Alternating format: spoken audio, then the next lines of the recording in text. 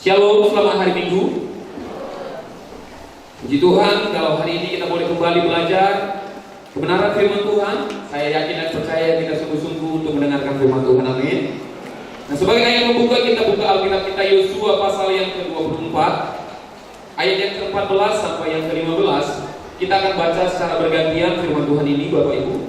Yosua pasal yang ke-24, ayat yang ke-14 dan ayat yang ke-15. Yang kaum laki-laki ayat yang ke-14, nanti yang perempuan ayat yang ke-15. Yang sudah dapat katakan haleluya.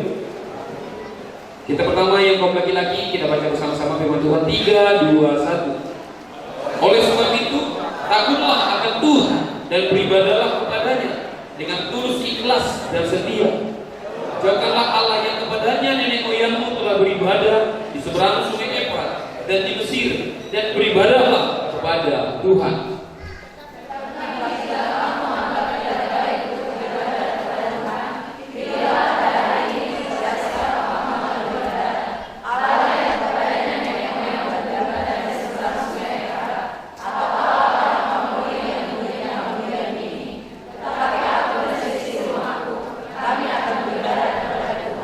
Sekali lagi dengan semangat kita baca kata tetapi aku.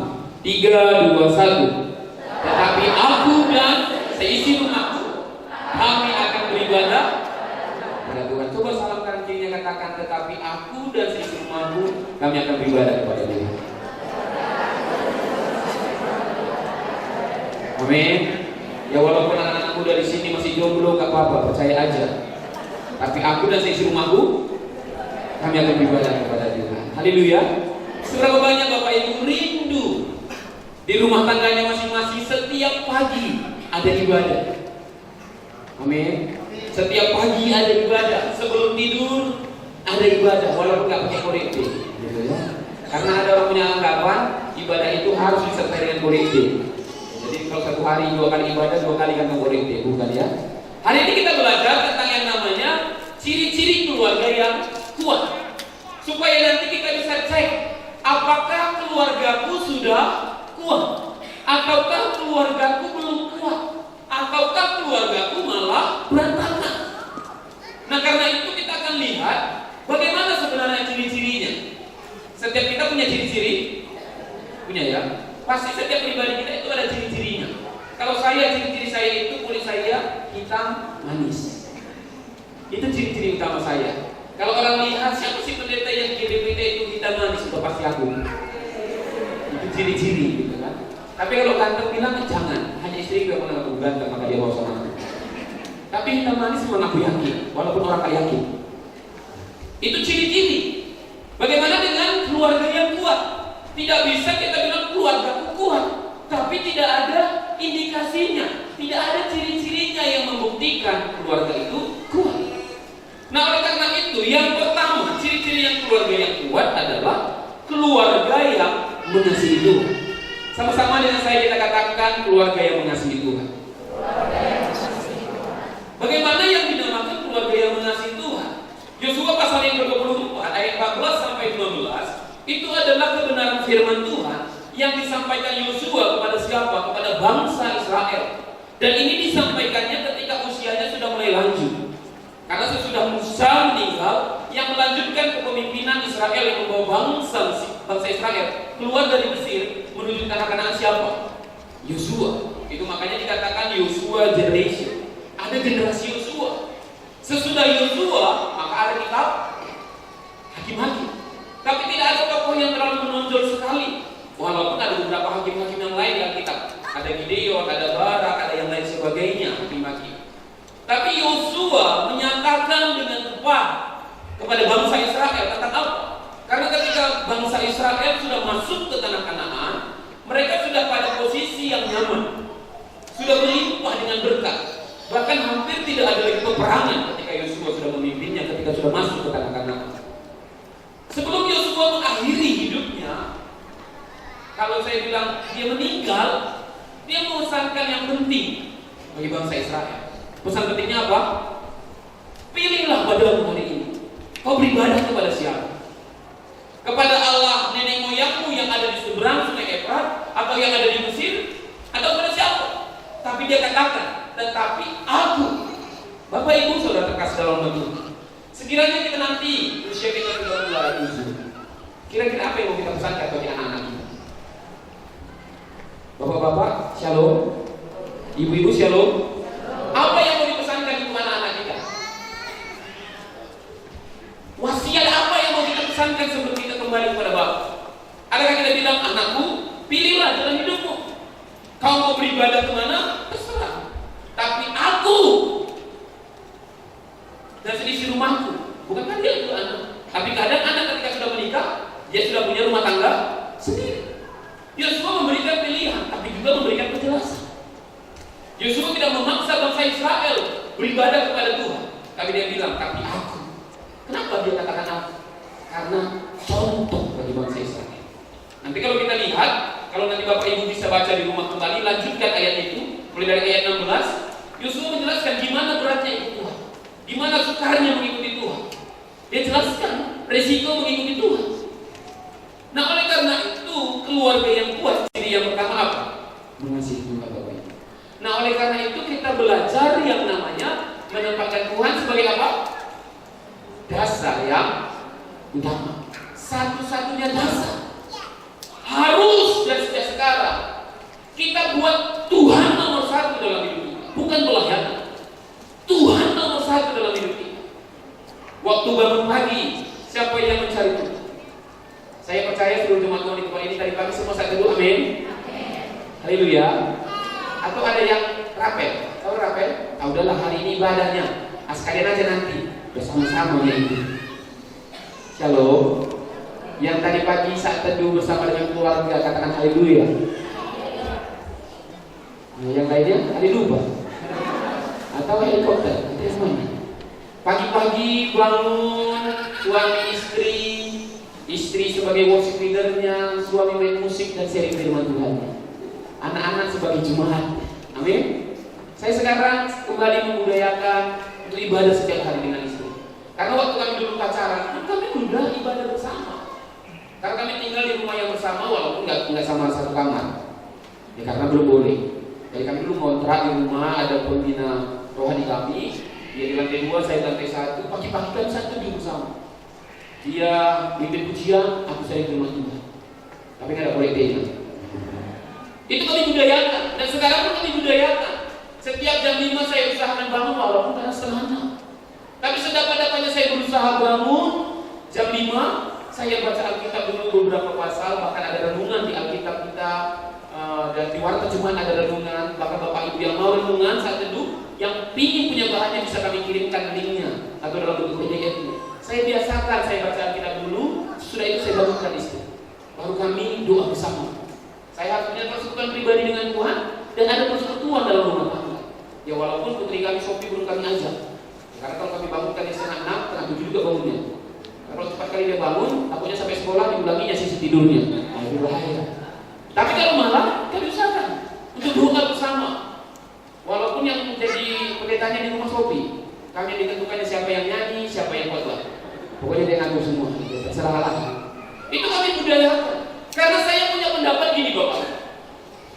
Yang paling utama yang kita kerjakan, yang sifatnya penting dan mendesak adalah mendidik anak-anak kita takut akan Tuhan. Amin. Perlukah kita didik anak kita rajin belajar pendidikan-pendidikan yang lain? Perlu. Tapi yang paling utama pendidikan takut akan Tuhan dan moralnya. Putri kami baru wisuda semalam. Rencana besok buat lamaran kerja ya. Kamu udah wisuda kan, tinggal buat lamaran kerja, gitu ya?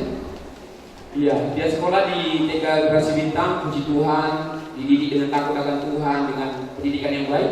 Nah bagi Bapak Ibu yang anak-anaknya nanti boleh datang segera nanti ya. Iya, di sini dulu ya. Ya, pesan ini sponsori oleh bukan ya. Ya karena saya merasa diberkati salah satunya gini. Saya lihat rapornya, penilaian dari gurunya, ada penilaian-penilaian di situ. Pertama dibuat itu spiritual, baru sosial, baru ada yang lagi namanya beberapa yang paling ingat saya 2. Ada yang keterampilan, ada pengetahuan. Yang saya lihat di pengetahuan tidak terlalu bagus. Salah satu nilainya dibuat itu seperti yang diharapkan, betul ya istilahnya itu ya. Seperti itulah kurang lebih. Sesuai harapan. Ada yang luar biasa. Kayak gitu kalimatnya, nanti aku copy paste aja ya, daripada salah-salah nanti kalimatnya. Tapi yang dia bagus semuanya itu yang di luar bahkan sangat luar biasa adalah spiritual dan sosial. Saya lihat itu dua yang menonjol daripada dia, spiritual dan sosial. Penjelasannya dibuat di situ, suka berdoa dengan kata-kata yang jelas. Puji Tuhan. Saya lihat checklistnya paling ujung, mantap. Baru bisa menyanyikan lagu rohani. Ya memang di mana-mana juga nyanyi lagu rohani ya, puji Tuhan. Bagus. Terus yang lainnya sosial, suka berbagi dengan teman. Itu bahaya. Kenapa bahaya? Asal sepi sekali Bapak Ibu. Anak saya itu memang unik juga gitu. Setiap seminggu sekali dia ingin berbagi sama temannya. Dan resikonya jajanan yang dikede yang dia pilih. Ada jajanan di sana satu kota gitu kan, dia bilang, "Papa, Sophie belum kasih sama kawan-kawan minggu ini. Apa yang mau kasih? Jajanan lah." Itu apa dikasih? Iya, bagi satu-satu sama semua. Kan nggak ada, itu ada. Iya. Untungnya nggak seberapa, ruginya banyak. Ya tapi ya sudahlah, gitu. Dia suka seribunya satu kota itu. Tapi dia suka berbagi. Gitu. Setahu saya kami nggak terlalu intens juga sih mengajari dia berbagi. Tapi yang kami ajari adalah takut Tuhan. Yesus berkorban bagi kita. Yesus mau mati bagi kita. Kita harus mengasihi sesama. Itu yang terus saya ajarkan. Apakah terus-menerus? Kadang gagal juga. Tetapi yang saya tahu dalam hidup saya ketika saya juga kembali belajar, usianya dari 0 sampai usia 13 tahun, yang paling penting dan mendesak kita ajar anak kita apa? Takut Tuhan dan moral. Amin. Kurang pintar dia matematika Bapak Ibu, ya sudahlah. Apalagi nanti kalau sudah menjadi pendeta, kurang pintar matematika nggak masalah. Toh paling itu persembahan, tambah-tambah kali-kali bagi-bagi. Itu aja ya. Kan nggak ada juga rumus-rumusnya, kan itu ya.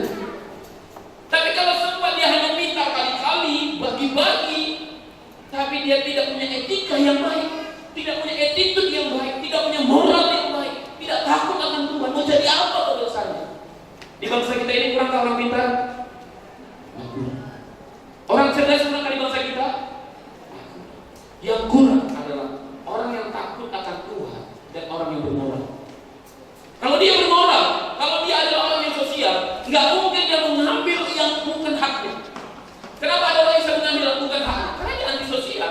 Dia ingin diperkaya dirinya, tapi orang lain tidak peduli dia. Nah oleh karena itu mari belajar. Yang pertama, jadikan di keluarga kita itu apa? Keluarga yang mengasihi Tuhan. Anak-anak kita orang yang mengasihi Tuhan. Kalau pendidikannya yang lain nanti kelas 2 SD, kelas 3 SD, nggak ada masalah. Saya tahu putri saya kelemahannya adalah membaca. Bolak-balik saya ajarkan membaca lari-lari terus. Nggak pas-pas yang dibacanya. Kalau saya bilang B A, B I, B, dia bilang nggak boleh itu Papa. Ya udah, kan tinggal yang lain. Karena dia bilang nggak boleh ucapkan itu. Oh iya, takut Tuhan tanya lah, ganti. Ganti lagi bahasa yang lain. Kadang salah-salah dalam bahasa. Apakah kupaksakan? Enggak. Saya mengajarkan, melatih diri saya, tidak memaksakan kepada anak saya, tapi saya lihat di mana potensinya yang bagus, situ saya kembangkan. Seiring memperbaiki kelemahannya. Kalau dia mau jadi anak yang takut akan Tuhan, saya sangat yakin firman Tuhan katakan, tidak pernah anak-anak orang benar meminta-minta Tuhan. Amin. Kalau dia hidupnya benar, kalau dia takut akan Tuhan, kalau dia orang yang sosial kepada orang, aku percaya pasti Tuhan pakai. Tapi buat apa dia pintar dalam segala hal kan tidak takut Tuhan? Kadang-kadang kita sebagai orang tua sibuk meleskan anak kita, Bapak Ibu betul. Les apa dia anak kita? Senin sampai Sabtu les tuh. Les matematika, terus les fisika, les bahasa Inggris, les apa lagi? Hah? Les Mandarin, les bahasa roh. Enggak ada les bahasa roh. Semuanya kita leskan. Akhirnya tamat SMP, tamat SMA dia jago les. Karena dari kecil sudah diajari les. Makanya sudah besar dia pintar ngeles, gitu ya. Kita maksudnya pintar ngeles. Kalau kayak gini, bisa mah. Kok ya? Orang mama nyekolahkan aku, gitu. Tapi kalau dia pintar, tapi takut Tuhan, itu jauh lebih bagus. Dia hidupnya benar di hadapan Tuhan, berkenan di hadapan Tuhan. Ini yang perlu. Makanya mari belajar. Anak-anak muda juga. Ketika engkau nanti mencari seorang suami, yang pertama kategorinya apa? Ada di kau perempuan takut Tuhan. Amin. Mana yang kau pilih? Satu seorang laki-laki ini pakai Tuhan, tapi ya wajahnya ya gitulah. Gitu ya. Kan ada kategori wajah itu kan anugerah Tuhan, memang kayak gitu, gitu ya. Tapi dia takut Tuhan, suka beribadah, tapi takut Tuhan. Atau yang kedua, dia nggak takut Tuhan, nggak mengerti arti seorang imam, seorang raja, seorang nabi, tapi pintar, muka ganteng. Yang mana yang gue pilih? A atau B? Ada yang bilang, yang C ada Pak Pendeta, yang C. Yang C stoknya lagi habis. Tinggal 2 optionnya. Yang C itu stoknya pintar, takut Tuhan itu lagi habis. Masih baru diproduksi. Berikutnya. Cuma 2 option itu, yang mana dipilih? A?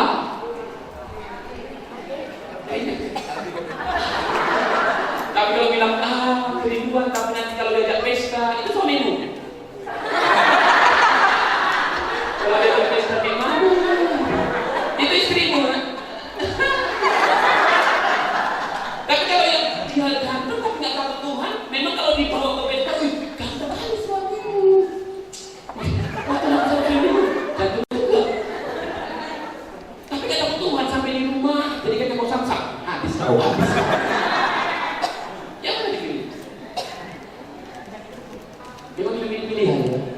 Ibadah juga Tuhan katakan, kan Yosua katakan, pilihlah. Pernah saya bilang itu sama beberapa mahasiswa nih, dia tuh bilang, aku pilih B bang. Kenapa kamu pilih B? Ganteng, kata Tuhan. Ya kalau kata Tuhan itu gampang, tiap hari doakan. Maksudnya gimana? Tiap hari doakan supaya Tuhan jawab hatinya, berubah hidup. Jadi yang pertama tadi, kalau kamu udah kayak gitu mukanya bang, didoakan, tidak berubah lagi. Mau didoakan bolak-balik bang, mau dibuka HP mukanya itu tidak berubah lagi bang. Jadi kalau udah kayak gitu mukanya, aku bilang, hidup ini bukan masalah nampak luar. Amin. Iya kalau kau doakan berubah. Kadang naiknya seorang perempuan gini, naiknya seorang anak gadis adalah dia berharap seorang laki-laki itu akan berubah sesudah menikah. Itu naiknya. Dan percayalah, hampir 99,999% tidak berubah. Dan naiknya seorang laki-laki ketika menikahi seorang perempuan berharap istrinya itu tidak berubah. Dan percayalah, 99,9% istrimu akan berubah. Dari langsing, langsung, lengkung. Pasti. Kalau itu yang jadi ukuran hidup kita akan sangat lemah itu. Keluarga kita nggak akan kuat. Tapi untuk keluarga kuat itu apa? Kuatlah Tuhan nomor 1. Daud berkata apa dengan yakin dia berkata, boleh kau ambil semuanya Tuhan, tapi jangan ambil rohmu daripada. Karena dia mengerti inti, esensi adalah Tuhan. Kita lihat satu tayangan video singkat. Bagaimana seorang keluarga yang mendidik anaknya. Dia tidak punya suami lagi dalam video itu. Dia seorang single parent. Tapi dia mendidik moral yang baik bagi anak. Kita akan lihat tayangan ini dan kita ambil, ya walaupun memang dalam bahasa Inggris. Dia harapkan mengerti aja lah, kalau kurang ngerti pun dia pahami aja. Kayak nonton film Korea, nggak ngerti pun kita diyayakan aja gitu kan. Udah nggak ada terjemahannya, cuma ngomong dia maunya maseo.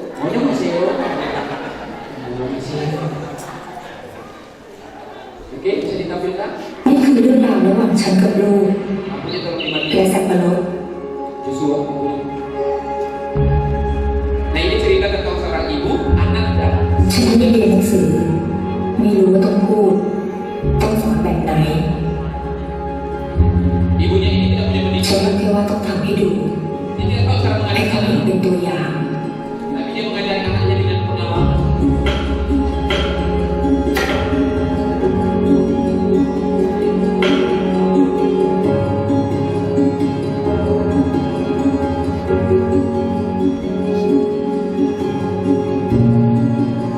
Ketika anaknya melihat teman-temannya minum es krim, dia nggak sanggup memberikan es krim sama anak.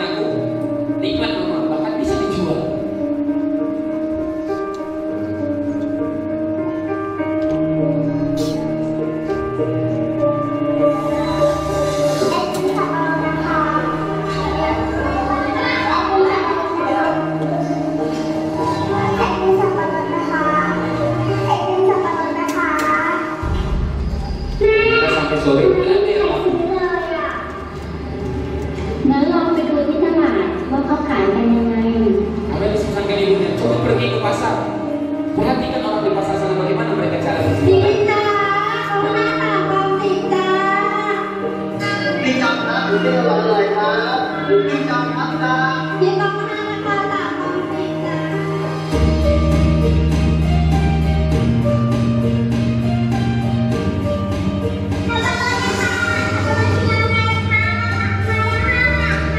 punya inisiatif, punya inspirasi.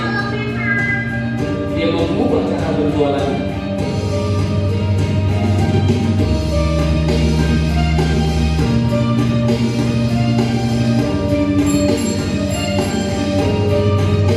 Yang pertamanya dia hanya jualan dengan berjalan, tapi berkat itu dia bisa naik sepeda untuk berjualan. พอเด็กเขาได้สังเกตได้ลองทำเอง Saya berbahagia melihat dia berada dari pengalaman. Dia bisa menang atas persoalan hidupnya. และมั่นใจว่าวันข้างห Dia น้า katakan มี suatu waktu nanti mungkin aku akan bisa bersama dengan dia, tapi aku akan tahu อาชีวะคุณสวัสดิ์ dia akan bisa menghadapi perjalanan hidup. ชื่นชมปริญญาตรีปี 2550 Maksudnya bagaimana Bapak? Setiap masa muda anak-anaknya diajar tentang etika moral dengan baik. Pesan yang penting tadi dia bilang ini, aku gak akan bisa terus menjaga anakku. Mungkin akan ada waktunya aku tidak bersama-sama dengan dia, betul? Tapi ketika dia nanti jalan sendiri pun aku yakin dia bisa menang. Bapak Ibu, berapa lama sih bisa kita pantau anak kita Pak? Sampai usia berapa? Paling sampai usia 13 tahun. Kalau udah anak-anak remaja, kadang udah sulit kita memantaunya. Betul ya anak-anak muda ya? Adakah masih ayah dan ibu memperhatikan terlalu fokus? Biasanya enggak. Tapi yang masih fokus mungkin kepada usia 0 sampai 13 tahun. Kalau di usia demikian kita didik mereka dalam takut akan Tuhan. Dia mengerti kehendak Tuhan. Dia tahu arti kehendak Tuhan. Maka percayalah, di masa mudanya dia akan jadi pemuda yang luar biasa takut akan Tuhan. Kalau ada anak-anak muda di tempat ini yang melayani usia muda mereka, aku percaya ayah ibumu mungkin dulu tidak bisa mengajarkanmu secara verbal, secara ngomong langsung bagaimana mengasihimu. Tapi yang bisa mungkin ditunjukkan apa? Kau lihat bagaimana ayah dan ibumu juga seorang pelayan Tuhan. Kau lihat bagaimana ayah dan ibumu juga suka berdoa. Nah, untuk orang tua kami di sini mungkin ada di antaramu yang tidak punya pendidikan, tidak tamat S1, mungkin nggak tamat SMA, bahkan mungkin nggak tamat SMP pun, atau mungkin nggak tamat SD. Jangan takut. Mengajarkan firman Tuhan nggak mesti sarjana biologi. Amin. Cukup engkau punya pengalaman pribadi dengan Tuhan. Ketika engkau punya pengalaman pribadi dengan Tuhan, ada yang anugerah Tuhan turun atasmu, dia akan melihat ayah dan ibumu suka berdoa. Dia akan melihat teladan yang benar dari ayah dan ibu. Engkau anak-anak muda yang kau sebagai abangan dan kakak, mungkin kau sulit menasihati adikmu, kau usah nasihat. Cukup dilihatnya waktu hidup. Engkau berdoa dengan sungguh-sungguh. Ketika menghadapi masalah dengan tenang, kau bawa segala pergumulanmu dalam doa. Dia akan belajar dari pribadi yang demikian. Jadi tidak ada dasar kita untuk tidak bisa mengajarkan anak kita mengasihi Tuhan. Mungkin kau yang sudah berpisah dengan pasanganmu, entah apapun penyebabnya, mungkin kau seorang single parent, jangan takut. Tetap bimbing anak-anakmu di jalan Tuhan. Supaya apa? Supaya minimal dia tidak mengulangi kesalahan yang pernah kita buat. Itu penting. Nah, oleh karena itu Bapak Ibu, mari kita belajar yang namanya utamakan Tuhan dalam hidup. Didik anak-anak kita takut akan Tuhan. Amin. Makanya saya sering bilang kepada orang tua dari anak-anak sekolah mimpi dari depan. Ketika mereka bawa anak-anaknya di usia muda, saya bilang, apa Bu, bawa aja kemana? Kalau boleh Bu, ibu satu hari itu 2 kali ibadah. Sekali ibu ibadah bersama dengan anak ibu di sekolah ibu, sekali lagi datanglah di ibadah ayah. Supaya apa? Anak itu mungkin berapa minggu, 3 minggu, atau mungkin paling nggak 3 bulan atau 4 bulan, lama-lama dia udah kenal dengan teman-temannya, dia mau ditinggalkan.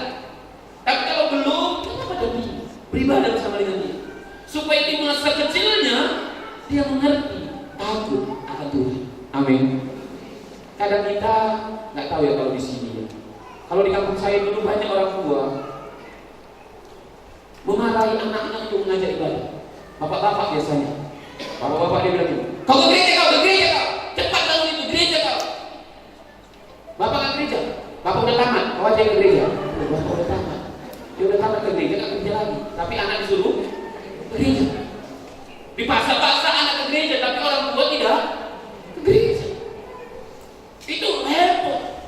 Udah ibadah, bapak. Nanti kalau tanya pendeta, pak gimana pak? Udah, boleh take wajib tinggal, nanti kau kasihkan. Kau lihat dia ke gereja, orangnya nggak ke gereja. Persembahannya datang ke rumah Tuhan, orangnya karena di daerah-daerah tertentu ada ibadah, ini jemaatnya bagaimana? Yang penting iuran dibayar. Ya udah tetap semangat di sini. Di tempat ini tidak Bapak Ibu. Maaf, di tempat ini tidak demikian. Bagi Bapak Ibu yang rindu berjemaah di tempat ini, saya sampaikan. Kalau dalam waktu 3 bulan tidak ada info sama sekali yang kami tahu, kami anggap Bapak Ibu berjemaah. Makanya kenapa kita ada waktu iCare, ada komunitasnya WBI, ada kaum bapak. Supaya apa? Kita belajar dari suami yang takut akan Tuhan, istri yang mengasihi Tuhan, anak-anak yang takut akan Tuhan. Makanya juga sekarang sebenarnya ada ibadah LACC jam 4 sore. Anak-anak muda kenapa diarahkan ke sana? Supaya porsinya jelas. Ya, tapi bukan anak muda banyak di tempat ini nggak apa-apa, untuk persiapan pernikahan. Sebaiknya bagaimana membangun keluarga yang kuat. Nah yang kedua, ciri keluarga yang kuat, kalau yang pertama adalah yang namanya keluarga yang mengasihi. Yang kedua keluarga yang saling mengasihi. Yang pertama tadi keluarga yang mudah dengan Tuhan. Yang kedua keluarga yang saling mengasihi. Saling mengasihi bagaimana? Suami mengasihi istri, istri tunduk kepada suami, anak-anak menghormati orang tua sepakat mendidik anak-anak. Dan belajar kita memahami bahasa kasih pasangan kita, bahasa kasih anak kita. Kan ada 5 bahasa kasih Bapak Ibu ya. Ada yang namanya quality time, waktu yang berkualitas. Ada yang namanya pujian, ada yang namanya sentuhan, ada yang namanya hadiah, ada juga yang namanya perhatian. Coba pahami, pasangannya bahasa kasihnya apa? Contoh ya, saya dan istri saya. Gak apa-apa ya saya buat contohnya diri saya. Saya dan istri saya beda bahasa kasih kami. Bahasa kasih saya itu adalah serve, pelayanan. Jadi kalau istri saya melayani saya, misalnya tadi mau berangkat khotbah, disiapkan baju, udah disetrika dengan baik semua, disusun dengan bagus, sarapan sudah disediakan, itu saya senang dan saya merasa dikasihi. Saya merasa dikasih karena itu bahasa kasih saya. Tapi istri saya beda, bahasa kasihnya itu sentuhan. Dia ingin bolak-balik asal ketemu langsung macam teletabis, rangkulan, apa perlu kan bilang dari Tuhan Yesus. Bagi saya aneh, maunya pergi kemana-mana digandeng. Aku bilang macam pegang kayu-kayu. Tapi itu bahasa kasih dia. Kalau sobat aku tak menggandeng, tiba-tiba ada laki-laki yang menggandeng, pikirannya suaminya. Karena dia dibutuhkan. Demikian juga anak-anak. Ada anak bahasa kasihnya quality time. Dia nggak butuh hadiah, tapi ketika mama dan papanya di situ memperhatikan dia merasa ayah dan ibunya sangat sayang. Ada juga bahasa kasihnya apa? Bahasa kasihnya misalnya hadiah. Ketika dikasih hadiah dia merasa senang, walaupun nggak pernah ditanya kabarnya, tapi yang penting dapat hadiah. Ada. Nah, beda-beda, makanya bahasa kasih seseorang itu beda-beda. Oke, bapak-bapak, shalom pak, shalom. Tahu bahasa kasih istri kita apa? Kok ini kok pengen jawab ya? Tahu bahasa kasih istri kita apa? Waktu yang berkualitas kah? Hadiah? Ataukah yang namanya pujian? Yang mana? Uang dolar Pak Pendeta. Itu siapa pun mau. Yang nggak berbayar, perhatian berbayar. Mengeluarkan uang? Enggak. Saya sering bilang Pak kembali gini. Jaya, kalau kau udah nggak bisa ngasih uang banyak, ya minimal perhatian banyak sama istrimu. Ya juga ya. Ini udah nggak bisa ngasih uang banyak, perhatian nggak ada, pujian nggak ada, perhatian nggak ada, minus. Makanya banyak rumah tangga kasihnya apa? Minus. Sama anak udah minus sekali. Sama pasangan aja udah minus, bagaimana lagi sama anak-anak? Tahu kan kau bahasa kasih ayah dan ibumu? Siapa? Tahu kan kau bahasa kasih ayah dan ibumu? Ada anak-anak heboh merayakan ulang tahun mama bapaknya, tapi mama bapaknya merasa aneh. Udah tua aku mau suruh tiup-tiup diri. Kenapa saya bilang payah? Mau suruh tiup diri? Karena itu belum tentu itu bahasa kasihnya. Tapi mungkin bahasa kasih orang tuamu apa? Waktu yang berkualitas. Ketika engkau datang, kau fokus ngomong sama dia, tidak gunakan handphonemu, tapi apa yang mau ceritakan mama dan papamu kau dengar dengan baik. Walaupun nggak kau kerjakan, dia bilang, kenapa kau tidak berkata? Kan kita tiup lilinnya, padahal tua orang kita. Pas dihembusnya sama giginya keluar semua. Lewat gigi ini, karena pakai gigi palsu. Tapi tiup kita tambahin pula lilinnya yang nggak bisa mati itu. Oke lah, nggak apa-apa tiup lilin.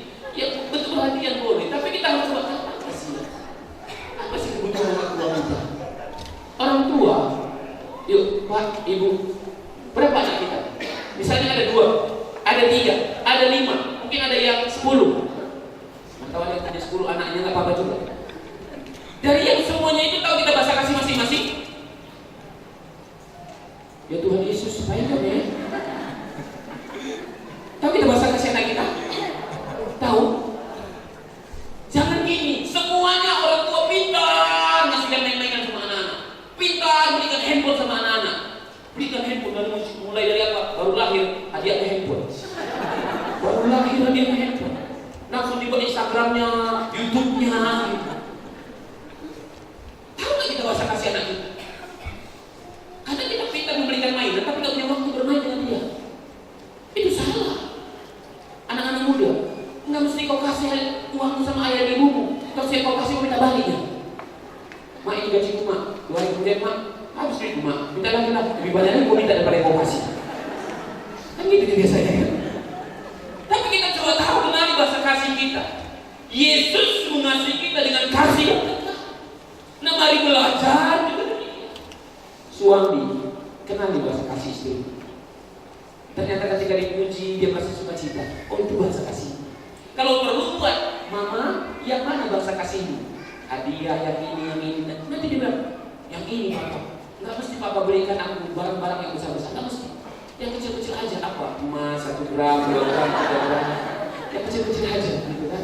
Daripada diberikan yang besar, kuali, tempayar. Nggak butuh dia. Yang kecil-kecil aja. Emas, gitu kan? Beda-beda. Karena itu keluarga harus saling mengasihi. Efesus pasal 4 ayat 32 dibahas dengan detail. Bahkan dari pasal 4 itu, istri mengasihi, menghormati suami, suami mengasihi istri dan sebagainya. Yang ketiga, Bapak Ibu, bagaimana yang namanya supaya ciri keluarga yang sehat? Yang pertama tadi apa? Mengasihi Tuhan. Karena mengasihi Tuhan adalah yang pertama, amin. Yang kedua, saling mengasihi. Yang ketiga adalah keluarga yang bagaimana ciri keluarga yang sehat kalau sudah saling mengasihi. Yang ketiga, keluarga yang saling komunikasi. Gimana di rumah? Sukacita? Ada komunikasi yang bagus di tengah-tengah keluarga? Suami dan istri ada komunikasi? Enggak, kalau enggak gitu aja ya. Kayaknya aku jadi ekspresi wajah Bapak Ibu mungkin merenungkan kayaknya jauh dari keluarga. Jauh gitu ya. Komunikasi, saya sering ngomong sama istri saya, walaupun sama Sophie saya kadang agak payah ngomong. Salah satu kenapa saya payah ngomong, saya merenung sekarang. Karena saya dulu pun sulit ngomong sama papa saya. Papa saya itu dengan saya itu ngomongnya agak payah kan. Bahkan sampai sekarang agak canggung saya nelpon sama papa saya. Kalau saya telepon nanti, mana bapak mak? Ini, mau ngomong dia sama kamu. Ya udah, kau aja ngomong, udah bisa jadi. Papa saya payah dia ngomong sama saya. Makanya memang agak sulit, saya pun kadang menjadi terpengaruh kepada Sophie. Datang putri saya, oke gini, jadi kayak gini, aku akan bergumul karena sempat aku minus dalam hal itu, tiba anak berlebih di situ. Semuanya mau dia ngomong, mulai dari semua rumah ini mau digambar, apa dia mau dibuatin, semua mau dikasih hadiah, semua orang belum tahu mau dikasih hadiah semua. Banyak kali ngomongnya gitu kan. Kalau nggak kenal aku simpannya, bisa stres aku. Kadang orang tua dengar demikian, apa cara terakhirnya? Nonton aja kau ya, nonton. Ada tenang dia. Nah, itu bahaya kita Bapak Ibu. Dia nggak butuh ya. Kalau cukup komunikasi, nggak butuh ya. Anak-anak muda, gimana komunikasi dengan ayah dan ibu? Lancar? Shalom. Kayaknya lebih di sebelah sini agak lebih banyak anak muda ya. Gimana? Dengan ayah dan ibu lancar ngomongnya? Waktu seorang laki-laki bilang suka samamu, langsung kau bilang sama mama papamu? Ada seorang laki-laki bilang, Dik, I love you. Serius Bang? Serius. Oke Bang, terima kasih buat kata I love you. Jadi gimana kejadian kita? Ditunggu dulu Bang. Itu masih langkah pertama. Maksudnya gimana? Kita telepon dulu mama papaku ya. Shalom Mama, Ina. Kenapa Bu? Itu teleponnya tengah 12 malam. Biasanya kan ada laki-laki yang aneh, nembak cewek tengah 12 malam. Dengan harapan diterima jam 12. Kalau nggak jadi pun udah harinya berganti, udah lupa, begitu ya.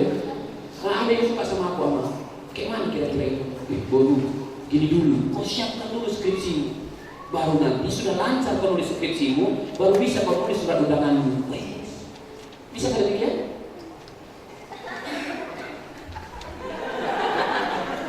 Payah dia jadi ya. Anak-anak udah ini payah dia jadi. Gimana bilang kayak gini? Belum ku bilang pun bang, mereka kasih langsung dimarahin sama aku. Siapa bilang? Udah pernah dibilang? Belum sih. Masa punya pikiran negatif sama orang tua? Saya sering bilang gini, anak-anak gadis, kalau kau mau tahu laki-laki yang benar itu gimana? Tanya papamu. Mau tahu laki-laki yang kurang ajar itu gimana? Tanya papamu. Mungkin dia juga alumni dari sana. Dia tahu tipe-tipenya yang kayak gimana. Tahu dia. Ini gak benar, Bu. Gak cocok sama aku. Dari saran egonya aja. Laki-laki pengen cat saling ini, cat saling. Memang pelayanan, tapi mulai dari singer, choir, jaga parkir semua ditembaki. Semua ditembaki semua. Ayah ibu kita itu pasti mengasihi kita. Ngomonglah sama dia.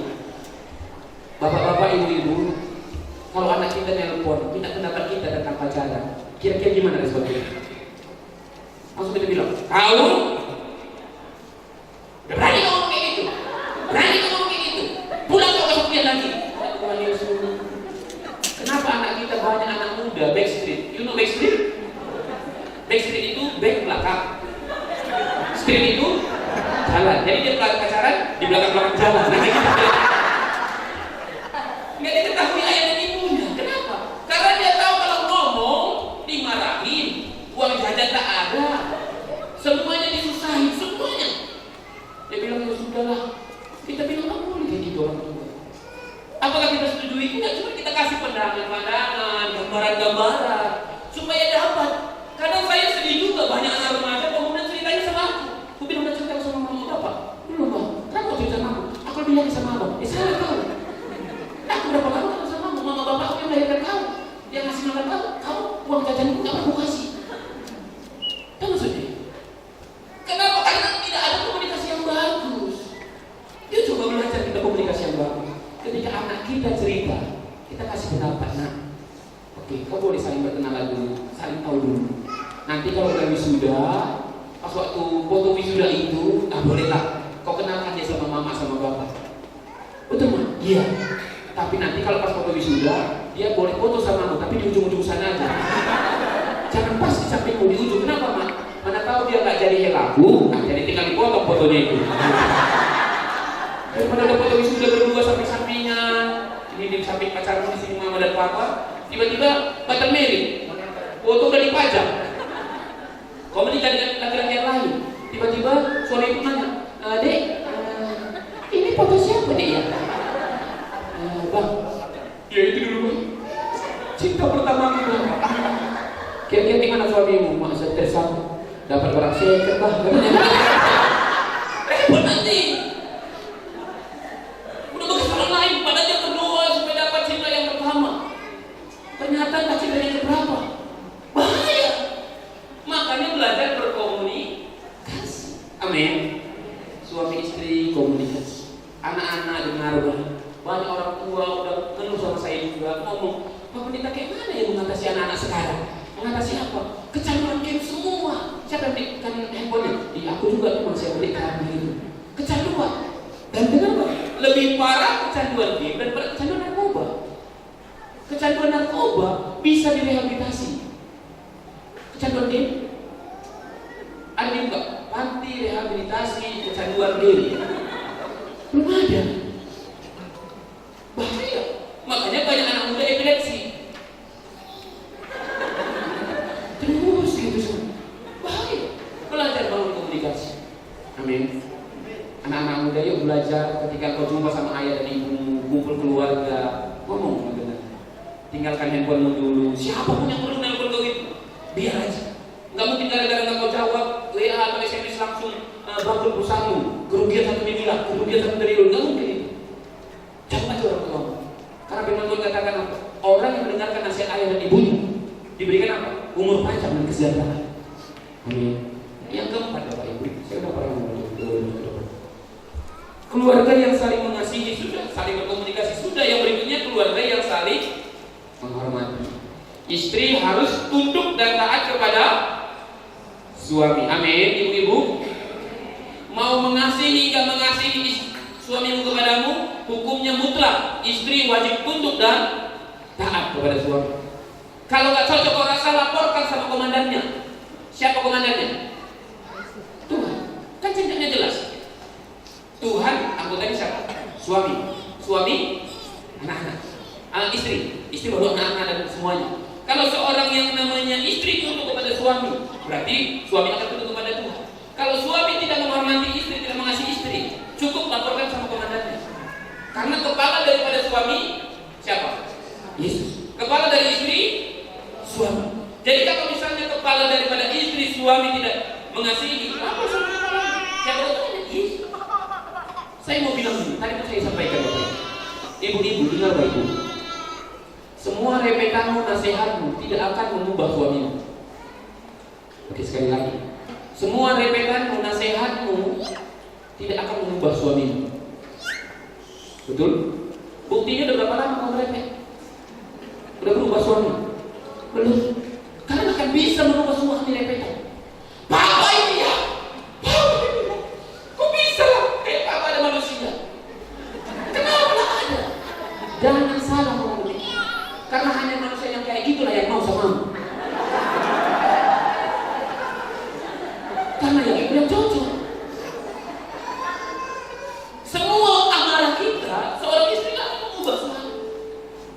Dan benar, kalau seorang istri marah, merepek, suami pulang mabuk, gini kan, tiba-tiba istri merepek, takut suami gak? Takut. Mau dimarahi gimana takut suami? Suami tinggal tambahin nadanya agak lebih tinggi sedikit, takut istri. Takut. Yang ditakuti suami apa? Pulang dia mabuk, tiba-tiba dia lihat istrinya di kamar, sujud berdoa. Kalau berdoa, Tuhan berkati suami. Itu takut seorang suami. Kenapa? Gak mungkin juga dia sambil mabuk duduk sampingmu. Tuhan jangan dengarkan yang dia bilang. Itu ditakutkannya. Kenapa ditakutkannya? Ya karena dilapor sama kepalanya. Percaya gak ini? Ketika berdoa, Tuhan bisa mampu mengubahkan suami. Bagaimanapun keadaannya, bagaimanapun susahnya, pasti Tuhan bisa. Anak-anak, jangan pernah kau gurui orang tua.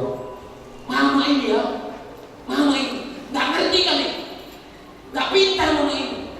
Mungkin dia bilang kalau pintar aku, nggak kayak gini hidupku. Nggak butuh orang tua kita nih nasihat. Yang butuh orang tua kita apa? Hormati. Mungkin ayah dan ibumu belum beribadah kepada Tuhan, belum gereja. Jangan korbahi. Nah, firman Tuhan berkata, orang yang tidak beribadah kepada Tuhan neraka. Dia bilang lebih bagus aku neraka daripada kayak kau itu. Ini penting. Supaya apa? Sebagai anak kita tahu tak perlu dan nasihat orang tua. Kasih masukan boleh.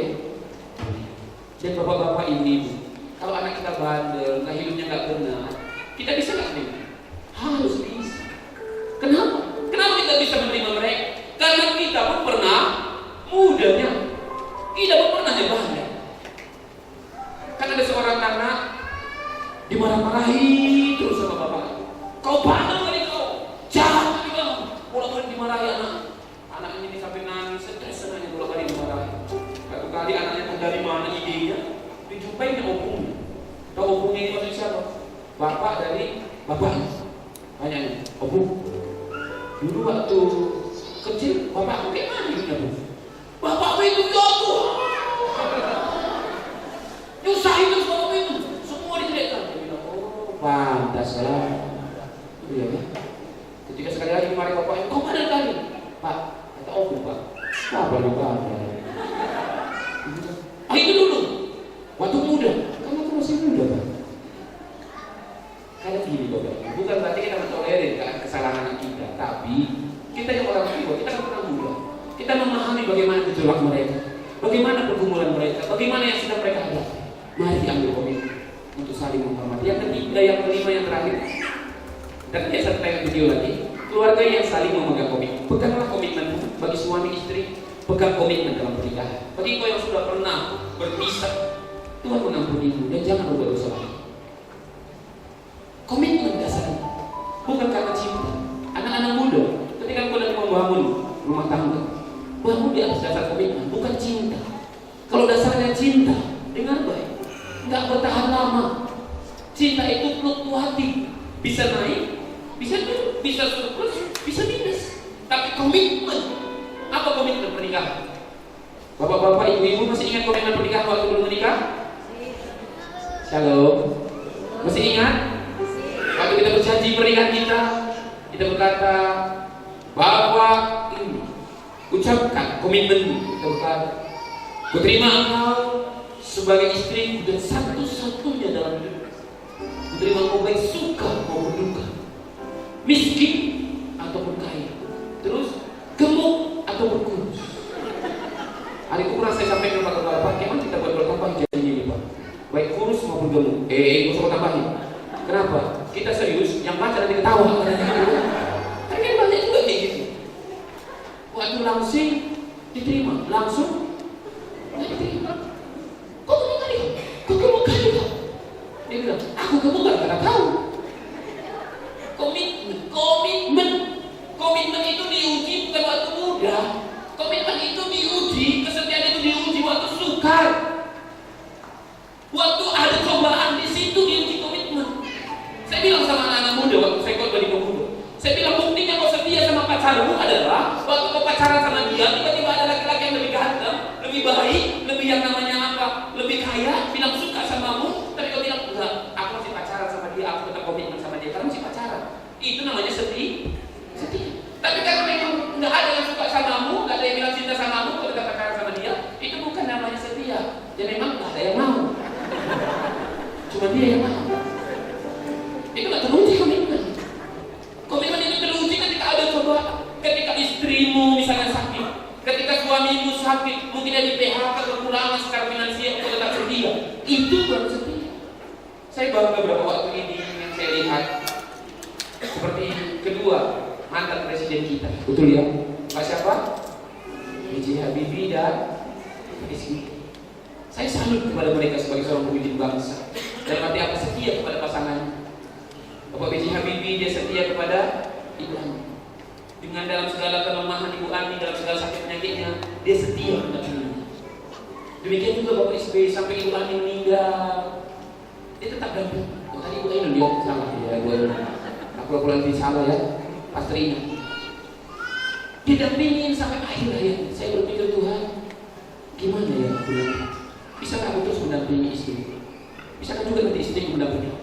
Tiba-tiba nanti usia udah 60 tahun, udah batu-batu, lebih sering nafas keluarnya daripada masuknya kan? Kira-kira masih bisa nggak mendampingi dengan sendiri?